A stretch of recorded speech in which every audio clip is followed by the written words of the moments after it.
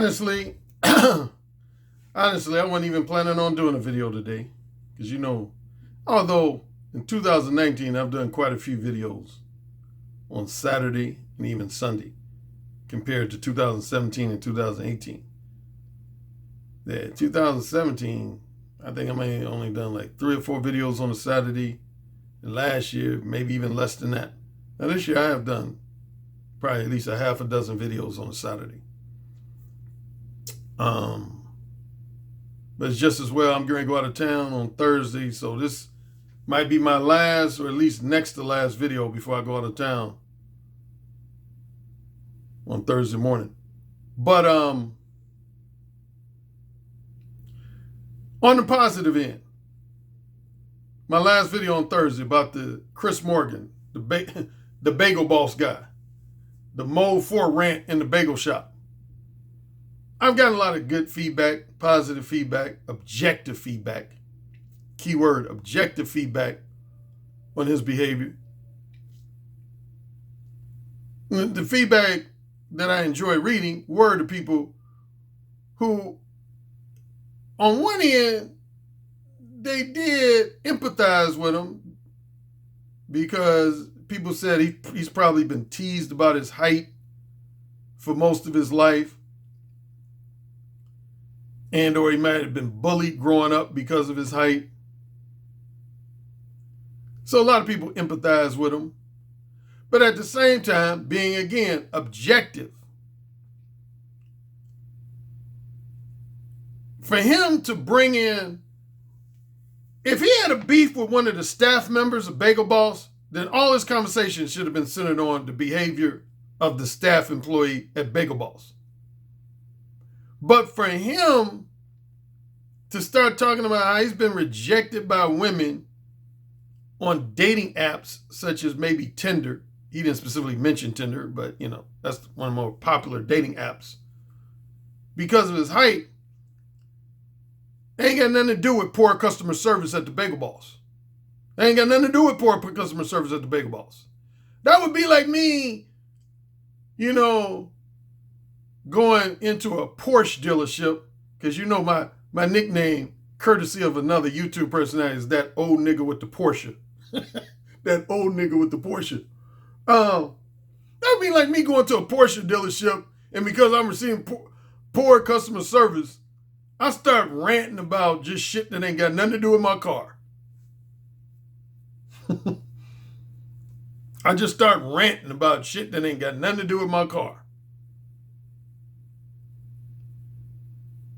Yeah, I'm tired of these motherfuckers on YouTube hating on me and trying to copy my shit from my books. I'm tired of it. I'm tired of these motherfuckers, man. They always hating on me because they jealous and envious of me, and they always be trying to plagiarize the contents of my ebooks, plagiarize the contents of my paperbacks and audiobooks and my video podcasts. And the people at the Porsche dealership are like, call security right now.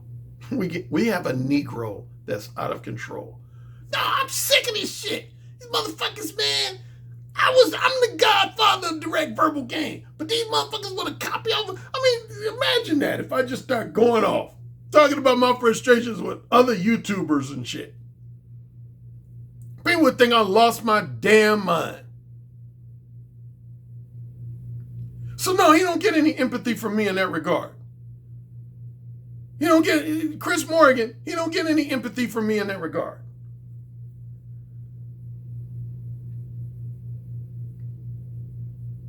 Again, if the staff members of Bagel Boss were exhibiting poor customer service behavior and treating him in a manner that was disrespectful and undesirable in general, first thing I simply would have said is, I would like to speak to your manager. That's what you do in those situations. I've experienced poor customer service before at like a restaurant or something. First thing I usually simply say is, I would like to speak to your manager. Or if the manager is not available, I will write a letter. There's been at least 2 or 3 instances in my life. My brother's done the same thing. Where I've written letters to, like, say, a restaurant because I felt like I received poor customer service. And there have been a few moments when I've, as his brothers and sisters say, show our ass or show our nigga side. I've been on the phone. Like, I remember one time, man, I was having problems with DirecTV cable company because they started charging me for something they had in fine print. Oh, man, I went the fuck off over the phone at work. It was when I was working at the university. And I know my coworker, I have my two female assistants, man, they happened to witness portions of it. And they was like, damn, Mr. Currie, we ain't never seen you go off on like that. Man, I went off on this bitch on the phone. But even in that instance, which, you know, was probably uncalled for, I concentrated on the issue with DirecTV. I didn't bring other aspects of my life into the conversation.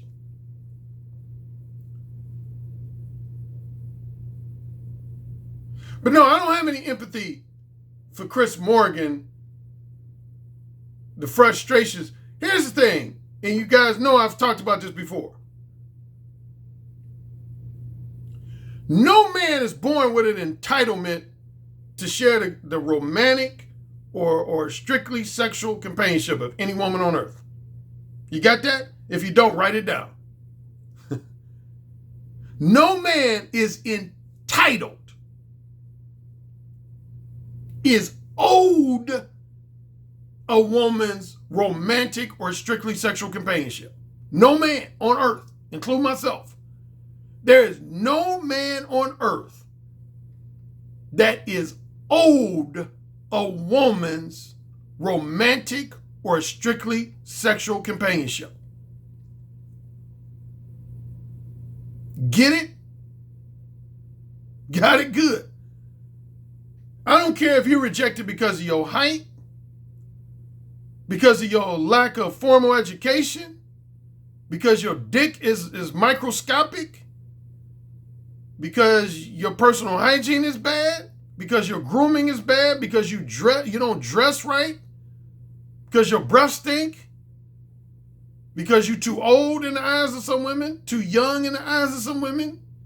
You're not of the race or ethnicity that they prefer. You gotta just suck it up, man. You gotta just suck it up. Like, I was disturbed. Somebody wrote a comment in my comment section saying he basically was empathizing with Chris Morgan. He said, man, I think it was fucked up how disrespectful some of the women in that bagel shop were towards that guy. Women's Day is coming. Women's Day is coming. What the fuck does that mean? You Elliot Rodgers sounding motherfucker? Fuck does that mean? See, that's another problem I have with Chris Morgan. Is this thing about when he used the phrase women in general. See, that's part of the problem, man. You know, again, this is something I've talked about for about over 2 years. I hate when guys issue a high degree of generalized criticisms against women. Generalized criticisms against women.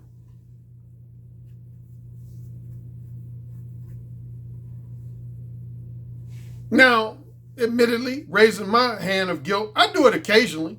So I won't say I'm totally exonerated from that. I do it occasionally. I've done it occasionally.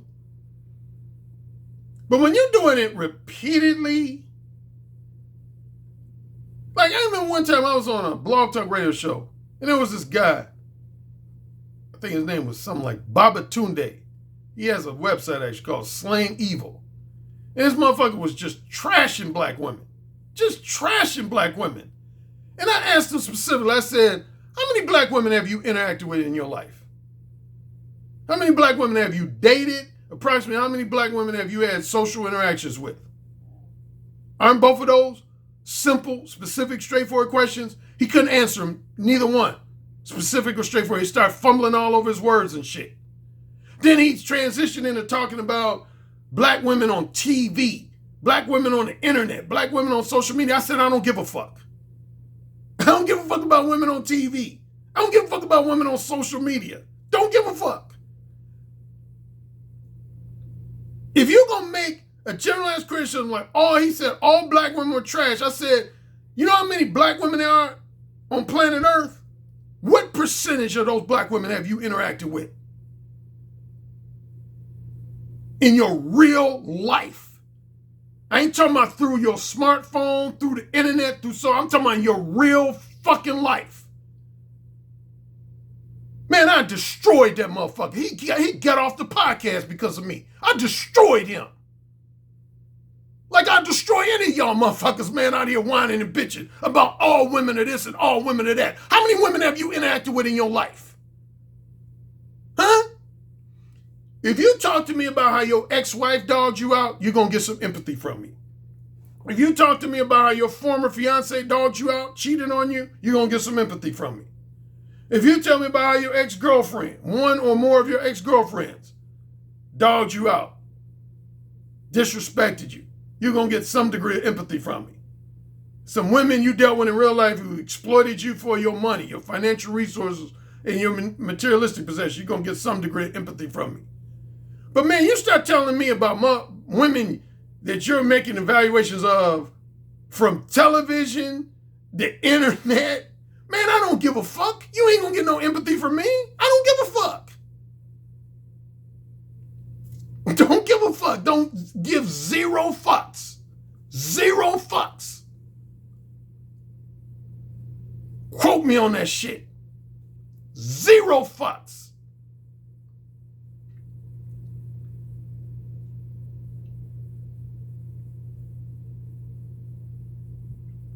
Somebody wrote me and said, Alan, man, I understand you got your 4 modes of behavior, and in your last video you emphasized mode 4.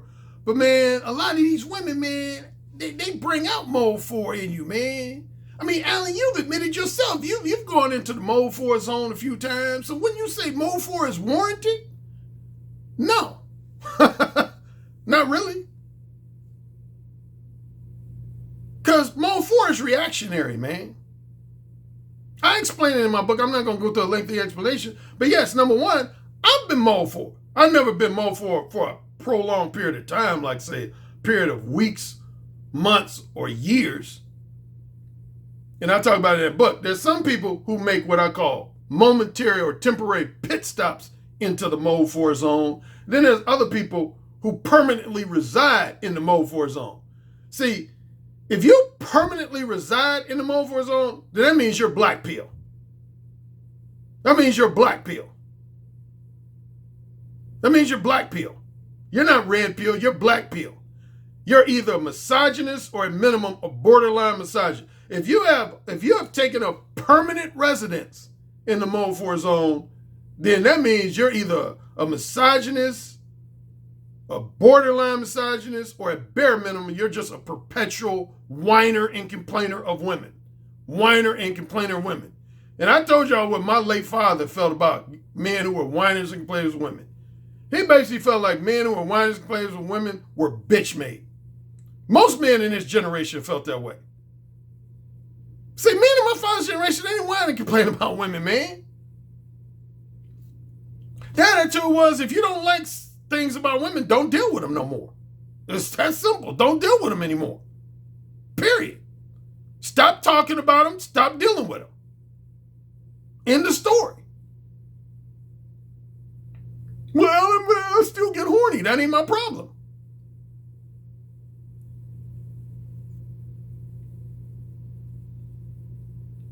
And that ain't women's problem that you get horny. Ain't no woman owe you the romantic or strictly sexual companionship. None. Zero. Zilch.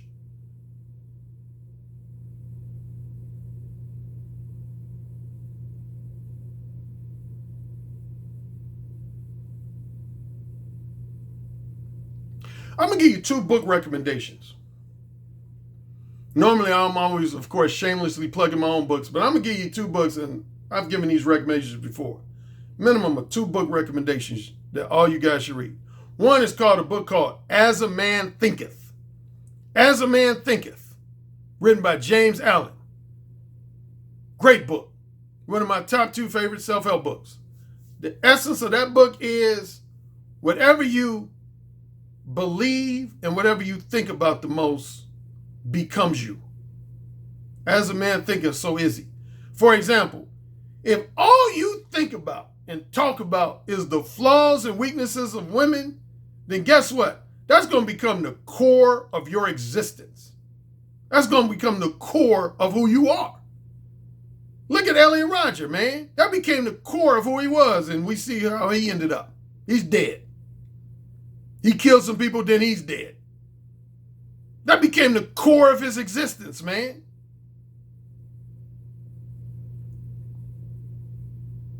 Man, as a man thinking is essentially comes down to two things. You are what you believe you are, and you are what you think about and talk about.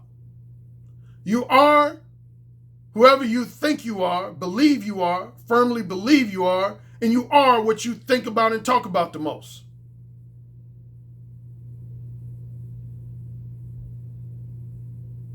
If you're always thinking about, talking about, you're always whining and complaining about the undesirable attributes and characteristics of women, then you have officially become a whiner and complainer. Another book that I like just as much, if not slightly more, Dr. Stephen Covey's book, The 7 Habits of Highly Effective People. And most people should know that because in my original Mo 1, I highlight that book a lot. The 7 Habits of Highly Effective People. Now, there's a lot of great messages in that book. I don't know if I can narrow it down to one. But the biggest message is how Covey divides every activity you engage in life into 3 categories. Direct control activities, indirect control activities, and no control activities. And he says, out of those 3, the one you should avoid the most is no control activities. Because if you focus on activities and circumstances that are totally out of your control, then you're going to become one of 2 things. You're going to become a worrier and or a whiner and complainer. A worrier and or a whiner and complainer. Direct control activities is basically any activity that you do not need the assistance of another human being in order to achieve your goal or accomplish your objective. And you do not need to depend on favorable circumstances, otherwise known as luck. You do not need to depend on favorable circumstances in order to achieve your goal or accomplish your objective. That's a direct control activity. Indirect control activity is an activity that in order to achieve your goal or accomplish your objective, you need the assistance and cooperation of at least one other human being. You need the assistance or cooperation of at least one other human being. Seduction. Attraction and seduction would fall into that category. In order to seduce a woman, you need her cooperation. So that's an indirect activity. Yeah, an indirect control activity is when you need the assistance or cooperation of at least one other human being and or you need favorable circumstances. You need for favorable circumstances to happen, i.e. what most people call luck. He defines direct control as power, indirect control as influence, no control as worrying and or whining and complaining. Reason why you got so many whiners and complainers on YouTube is because a lot of you guys focus on stuff that's out of your control. Most notably, the flaws and weaknesses of women's behavior. That's out of your control, man. That's out of your control. How women react to what you do and what you say, that's out of your control. Women going to react to whatever way they feel like reacting. They going to respond to you however they feel like responding to you. Well, I think some of their behavior is rude. So the fuck what? I'm rude sometimes. I've had people call me a dick. Call me rude. Because I don't like people bugging me. I hate people bugging me and shit. People bugging me, I become a rude asshole. I'll be like, leave me the fuck alone. Go suck 2 dicks and tongue kiss your grandmother afterwards. That's rude to the motherfucker, ain't it? I've actually told motherfuckers that. Go suck 2 dicks and then tongue kiss your grandmother afterwards.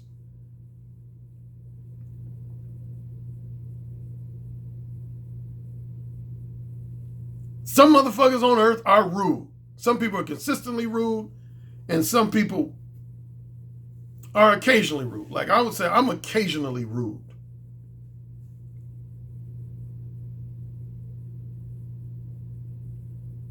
Me and the dating coach, Steve D. Williams,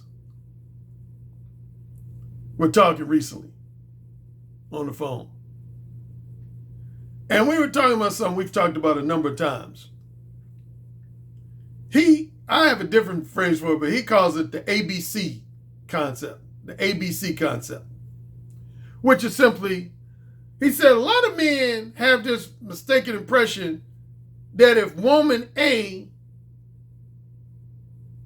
a woman exhibits behavior towards man A, that she's going to exhibit the same behavior towards man B and man C. And that's just simply not true. That's just simply not true. So that's why I always find it, to me, it's invalid for any man to say something like, well, let's make up a woman's name, Linda Johnson. Let's say you interact with Linda Johnson and she acts like a straight up bitch towards you. And you go and tell all your male friends, man, Linda Johnson is a straight up bitch. Linda Johnson is a straight up bitch. Is that a fact or is that your opinion? Is that a fact or is that your opinion? The only way you can prove that to be a fact is if you can prove that every single man that Linda Johnson socially interacts with, she acts like a straight up bitch. But if she was a straight up bitch towards you, but say an hour later I interact with Linda Johnson and she's very feminine, very respectful and deferential, very obedient and submissive, and I got her sucking my dick within 15 minutes, can you say she was a bitch to me? I mean, seriously. You know, I've talked about this before. Like, I know starting with my high school days, college days, and since then, I can think of quite a few women that other men would say, that woman's a prude. She wasn't a prude with me. That woman's a bitch. She wasn't a bitch with me. A lot of the same women that other guys would criticize, those women treated me like a king. They treated me like a king.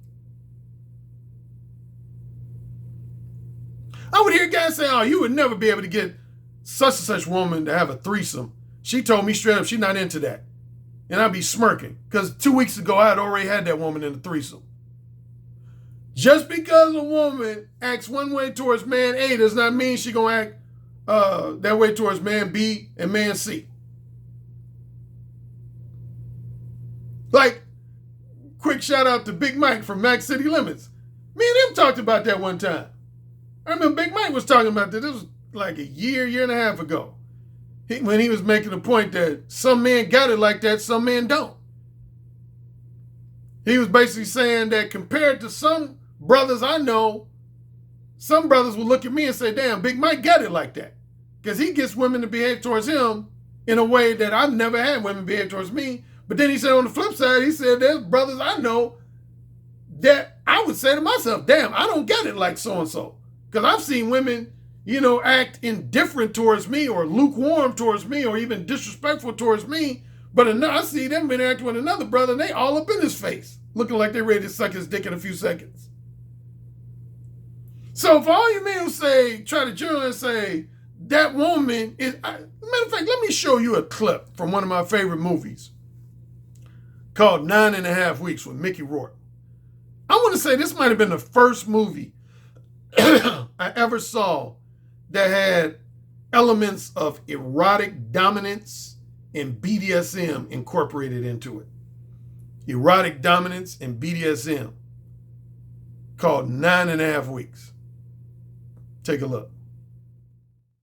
嗰啲控賣仔啦，你嗰件唔賣噶嘛？呢條女唔賣噶嘛？賣啊！我係賣晒咯，係啊！以前我啲平咁啲眼線，你個福建啊？呢個福建，呢個福建啊？跟住佢唔講啊？Okay, all right, okay。啊？唔好，free，攞茶。Okay, goodbye。Hello。 Imagine getting one of those caught in your throat. Can you imagine the songs I sang? Oh, such a romantic. Can I help you, ladies? Half a dozen of those little birds, please. Lady, you clean me out. What are you going to do with them? What do you think we're going to do with them? Eat them? No, we plan to give them a proper burial. That's very funny. Seriously, it's very Well, funny. maybe we'll raise them as pets and then fly them from the rooftops. Would you wrap them up? Yes, ma'am. Very funny. Just wrap them up. Yes, ma'am. Yes, ma'am. Wrap them up. Let's go. Okay. Let's see, what else? Oh, fortune cookies, about 8, no, 12. I'll just wrap them with the rest of the stuff.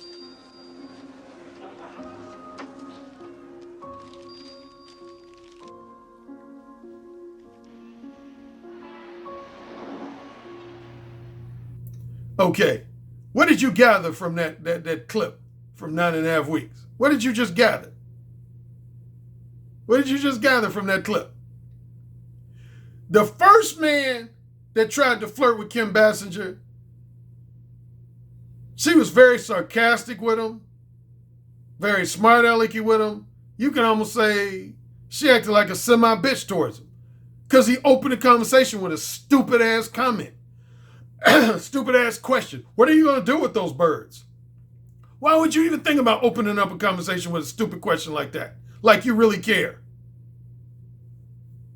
So when you say within the context of that story, let's say that was more real life than fictional, when you say that guy would probably leave that meat shop and say, oh, I ran into this blonde woman today and she acted like a bitch. She's a bitch.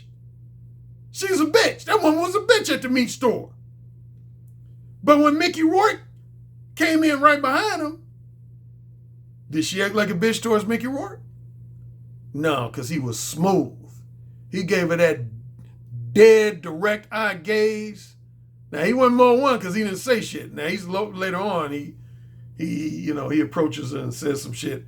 But in that instance, he wasn't even more one. He just gave a more one direct eye contact gaze, though. He just looked in her eyes. Then he just walked away. You think he left that shop thinking that she was a bitch? No. Women react to different men differently, man. One woman could be a bitch to you, but that same woman could be my personal sex slave. And that's real talk. I know women who are my BDSM submissives that are ultra feminine, ultra obedient and submissive, ultra respectful and deferential towards me, and then other men in their life, they act like bitches or at least semi-bitches towards. A lot of times it ain't about the women's behavior, it's about you. A lot of times it ain't about the women's behavior, it's about you, man, how they react and respond to you. It ain't about the woman, it's about you. And you got to be man enough to accept that. It's about you. Get it? Got it? Good. And now, on a final note, man, I hope this ain't true because I didn't hear it out the horse's mouth. So I ain't going to mention the podcast by name. But one of my followers told me a podcaster said, since my last video, he said, as much respect I have for Alan Roger Currie as a dating coach, I don't think Alan Roger Currie can truly empathize and truly advise men who have a shorter stature because he's not short. He's never been short. He's at least of average height. Because again, I'm 5'11" or technically 5'10" and 3/4. But he said, this is what I heard. Again, I didn't hear him say this myself. One of my followers told me that a popular podcast, I'm not going to say his name until I hear it out of his mouth, said that this guy said, on one hand, he said, I got respect for Alan Roger Currie, but I have to say, Alan Roger Currie cannot truly empathize with guys who are considered short, and he cannot adequately offer them good dating advice because he doesn't know how it feels to be short because he's a man that's 5'11", which is damn near 6 feet.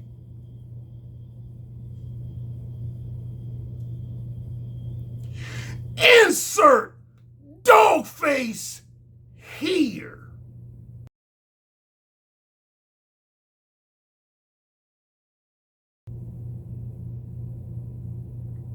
Man, I truly, and I'm serious, I truly hope this particular podcaster did not say something that's stupid. I truly, again, I would have to listen to this live stream he did myself. I truly hope this podcaster didn't say nothing that stupid. Man, what's my emphasis? Verbal communication skills. That's my number one emphasis, is verbal communication skills. That ain't got shit to do with height. That ain't got shit to do with height. If you got a mouth, then you can take advice from me. My advice has to do with verbal communication skills. Helping men develop more confidence and courage to let women know why they really want to share their company. That's the number one basis of all my teachings and coaching advice, is giving men the confidence and courage to let women know why they really want to share that woman's company. Do you want to share that woman's company for sex or for platonic friendship? Do you want to share that woman's company for long-term sex or short-term sex? Do you want to share that woman's company for monogamous sex or non-monogamous sex? Do you want to share that woman's company for kinky sex or conservative sex, or vanilla sex as they call it? Why do you really want to share a woman's company? That's the number one question you should always be asking yourself. Why do I really want to share this? Why am I really talking to this woman right now, this very moment? Why? What is the true, genuine, ultimate reason why I'm talking to this woman? Why do I really want to share her company? That ain't got shit to do with height. I got clients that are as tall as 6'7". I think I've even in the past had clients taller than that. But yeah, I got a client as tall as 6'7". I got clients as short as 5'4", 5'5". Maybe even shorter than that. I got clients that are wealthier than me. I got clients that make less money than me.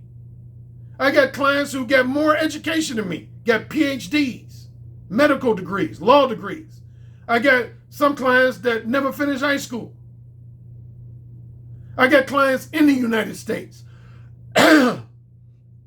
I got clients outside of the United States. I got clients of other races, other ethnicities, other religious and cultural backgrounds.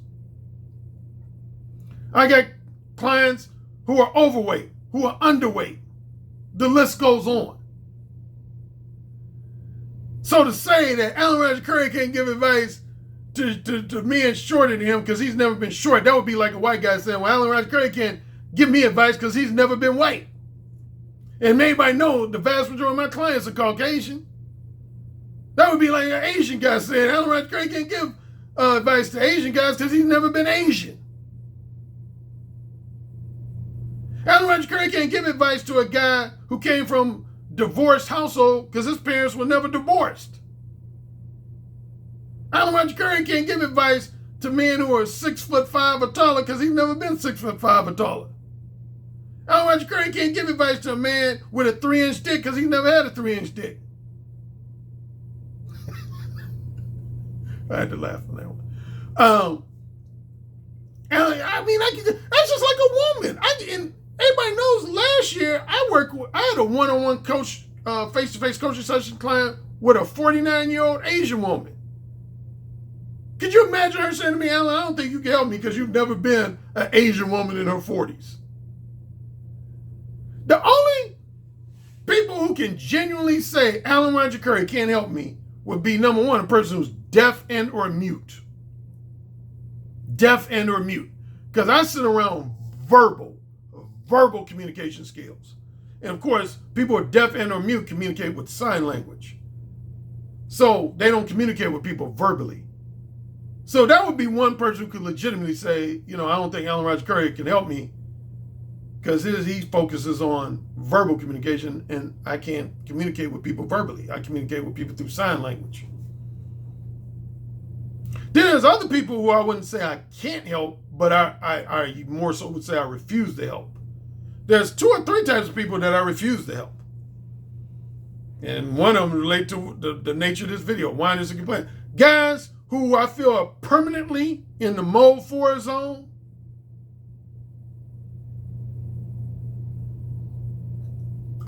I choose not to help them. I'll help those guys for a few weeks, maybe a few months. But if I see that a guy's not willing to get out of that bad habit of always whining and complaining about the flaws and weaknesses of women's behavior, I'm done with them. I will dismiss them as a client. I will dismiss them. Number two, men who want to be liars, manipulators, and bullshitters. Men who come to me looking for advice on how to lie to women to get them in bed, or mislead and manipulate women to get them in bed, or just bullshit women to get them in bed. I don't help men like that. I don't help men who are looking for that type of advice. Cheaters and adulterers. If you're a man who already has a wife, a fiance, or long-term girlfriend, and you're looking for advice on how to cheat on them, I'm not going to help you. I'm not going to help you. But anybody else who got a working mouth, I can help them, and I have helped them. All of my clients range in height, range in income, range in level of education, range in family background, range in race and ethnicity, range every attribute you could think of. My clients are extremely diverse. Extremely diverse. Which is why my 2017 ebook version of Mo 1 was #1 in communication skills. Drops mic. Drops mic. In my brief Patreon exclusive portion today, I'm going to talk about two things, combination of two things. Men who make the comment, hey, Alan, I was talking to this woman, I didn't know what to talk about. I didn't know what I should talk about with her. That's bullshit. Talk about that. Secondly, since we're talking about mode 4, how to get out of a mode 4 rut. A mode 4 rut. A mode 4 rut. Join me in my Patreon exclusive portion.